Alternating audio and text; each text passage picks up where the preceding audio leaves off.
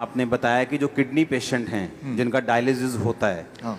वो किस तरह से डायलिसिस से बच जाते हैं और किडनी जो है प्रॉपर वापस हील हो जाती है, क्योंकि मोस्टली हमने देखा है कि जिसकी किडनी खराब हो गई वो ट्रांसप्लांट ही कराता है या मर जाता है। ये एक इम्पॉर्टेंट बात है जो मैं आपको बताना चाहता हूँ ताकि आप इसको उन लोगों तक पहुँचाएं जिनको इसकी ज़रूरत है। ऐसे बहुत सारे लोग हैं लाखों में जो हर दूसरे दिन या तीसरे दिन डायलिसिस कराते हैं। पहले तो समझना पड़ेगा डायलिसिस क्या है। बहुत ही सिंपल है, आधे मिनट में समझ जाएंगे। आप जो भी कुछ खाते हैं पीते हैं उसमें कुछ चीज़ें बॉडी उपयोग में लाता है, एनर्जी में कन्वर्ट करता है, कुछ चीज़ें बॉडी यूज़ नहीं कर पाता है, तो आप यूरिन पेशाब के रास्ते उनको बाहर फेंक देते हैं। तो वो पेशाब कैसे बनता है, वो किडनी का काम होता है। उसके अंदर वो सारी चीज़ें हैं पेशाब में जो बॉडी को नहीं चाहिए, तो बॉडी ने उसको बाहर भेज दिया। क्रेटनाइन है, यूरिया है, यूरिक एसिड है, ऐसे बहुत सारी चीज़ें, छोटे मोटे प्रोटीन हैं अलग अलग तरह के जो बॉडी को नहीं चाहिए, तो बॉडी ने पेशाब किया।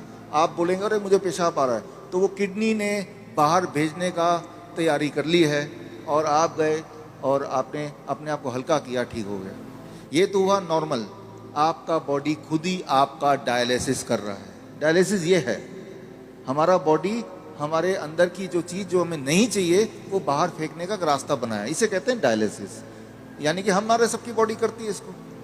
अगर वो करना बंद कर दे, किडनी अपना काम करना बंद कर दे, अब जब मैं पानी पी रहा हूँ और बॉडी को उनमें से कई सारी चीज़ नहीं चाहिए लेकिन बाहर का रास्ता बंद है, तो बॉडी क्या करेगा, गुब्बारे की तरह, बैलून की तरह उस पानी को, उस फ्लूइड को बॉडी में ही इकट्ठा होता रहेगा। ऐसे लोगों के पैर आप देखेंगे हाथी की तरह हो जाते हैं, सूज जाते पैर, हाथ सूज जाते हैं, पैर हाथ सूज जाते हैं, गले मुंह सूज जाता है। तो क्या है, उनका जो यूरिन आउटपुट है, पेशाब या तो कम हो गया है या खत्म हो गया है। अगर आपसे बोलें कि एक दिन बिना पेशाब किए रहना है, इम्पॉसिबल।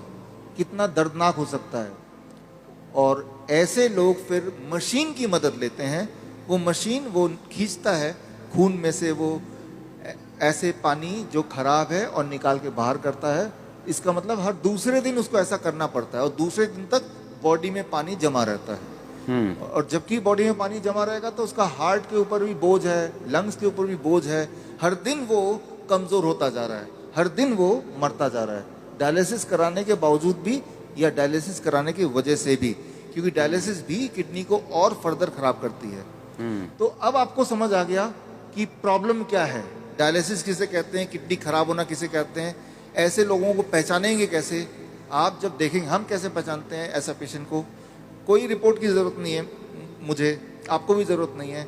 आप सिर्फ ऊपर से नीचे देखेंगे, अगर पैर हाथ में सूजन है थोड़ा बहुत भी, तो समझ लीजिए कि किडनी फेलियर की तरफ आप बढ़ चुके हैं। लेकिन घबराने की बात नहीं है।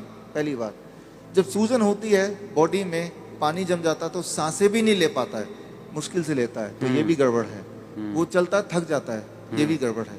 तो ये तो हो गया। अब करना क्या है, सोल्यूशन क्या है, आपके बॉडी के अंदर से पानी को निकालना है। उसके लिए बड़ा आसान गॉड का दिया हुआ सोल्यूशन आपके पास ही है इसी वक्त। तीसरा kidney, third kidney. Third kidney किसे कहते हैं, आपका स्किन, सबसे बड़ा बॉडी का ऑर्गन। आपके स्किन में देखेंगे छोटे छोटे छेद हैं, है ना। तो ये जो छेद हैं, ये छेद से पसीना निकलता है। आप पसीने का एक बूंद लीजिए, पेशाब का एक बूंद लीजिए, दोनों को लैब में ले जाइए।